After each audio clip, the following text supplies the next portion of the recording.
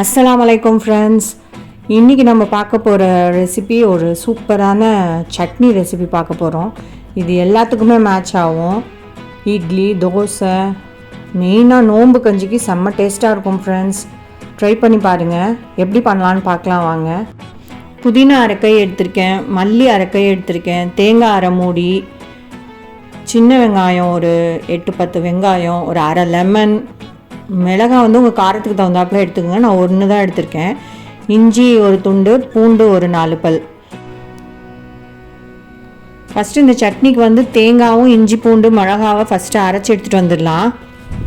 தேங்காய் புதினா மல்லி எல்லாத்தையும் சேர்த்து அரைச்சோன்னா அது 1க்கு 2 அரைப்படாமல் நல்லா இருக்காது ஃப்ரெண்ட்ஸ் சட்னி சாப்பிடும்போது. அதுக்காக எப்போவுமே தேங்காய் இஞ்சி பூண்டுலாம் தனியாக அரைச்சிக்கோங்க.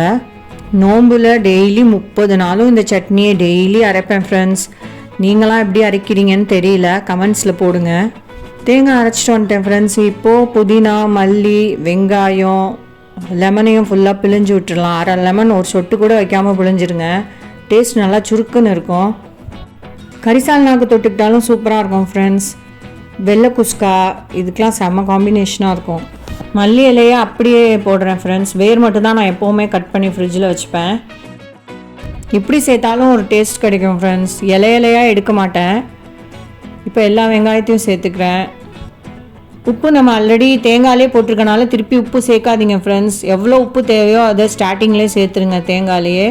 இப்போ லெமன் ஃபுல்லாக புழிஞ்சாச்சு. இதை அரைச்சிட்டு வந்துடுறேன். தண்ணி கொஞ்சமாக சேர்க்கலாம் ஃப்ரெண்ட்ஸ். கொஞ்சம் இப்போ தண்ணி பத்தாத மாதிரி இருக்குது. லெமன் ஜூஸ்லேயே அரைக்க முடியல, அதனால் லைட்டாக தண்ணி சேர்த்துக்கலாம். கொஞ்சமாக 1 ஸ்பூன் தான் தண்ணி சேர்க்கணும். சேர்த்து அரைச்சிட்டு வந்துட்டேன். சூப்பரான சட்னி ரெடி ஃப்ரெண்ட்ஸ். ரொம்ப பேஸ்ட் மாதிரி அரைக்க வேண்டாம், லைட்டாக திப்பியாக இருக்க மாதிரி அரைங்க. நீங்களும் டேஸ்ட் பண்ணி பாருங்கள் இந்த சட்னி அரைச்சி. கமெண்ட்ஸில் போடுங்க பிடிச்சிருந்தா. புளி வச்சு அரைச்சி சாப்பிட்ருப்பீங்க ஃப்ரெண்ட்ஸ். லெமன் வச்சு அரைச்சி சாப்பிட்டு பாருங்கள். இந்த வீடியோ உங்களுக்கு பிடிச்சிருந்தா லைக் போடுங்க. நம்ம சேனலை சப்ஸ்கிரைப் பண்ணுங்கள். தேங்க்யூ.